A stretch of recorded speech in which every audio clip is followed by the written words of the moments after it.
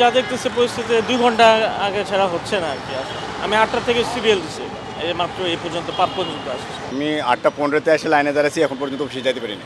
সংকট বাড়তেছে, যেহেতু আলটিমেটলি আমাদেরকে তেল দিচ্ছে, আমি মনে করি যে আমাদেরকে যদি ট্যাঙ্কি ফুল করে দিয়ে দেয় তাহলে এটা অনেকটাই হবে। কারণ আমার যখন ট্যাঙ্কি ফুল থাকবে আমি নর্মালি আসবো না, আমি 3 দিন 4 দিন 5 দিন পরে আসবো, তাহলে এত লাইন বা এত মানে যে হ্যাসেলটা এত থাকবে না।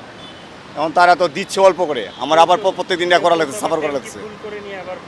না, আপনি যখন আমার থাকবে তখন তো আমি কিনবো না। যেরকম গত পরশু দিন আমার যখন বাসাতে বেরোয় আমার তেল শেষ, তখন আমি বাধ্য হয়ে বাইরে থেকে লোকালি নেওয়া লাগছে, তখন আমার 200 টাকা লিটার নেওয়া লাগছে। আমি তো যখন আমার ট্যাঙ্কিতে তেল থাকবে আমি তো 200 টাকা লিটার নিব না। তখন আমি বুঝবো যে না, আমার তেল যখন রিজার্ভে আসবে তখন আমি এত চলে আসবো, পাম্পে চলে আসবো, এই এত থাকবে না মার্কেটে। ভোর 5টা বাজে লাইনে দাঁড়াইছি, পাম্প খুলছে 8টার দিকে। তারপর আমরা এই পর্যন্ত আসছি। বেশিরভাগ হলো কোম্পানির গাড়িগুলো না আসলে তারা উল্টো পথে ঢুকাই দিয়ে কোম্পানি গাড়িদেরকে আগেই দিতেছে। আমরা আর কি পাচ্ছি না, এটাই আর কি। 6 থেকে 7 ঘন্টা আমরা এইভাবে যদি দাঁড়াই থাকি তাহলে আমরা কখনোই ফ্যামিলিকে সময় দিতে পারবো না।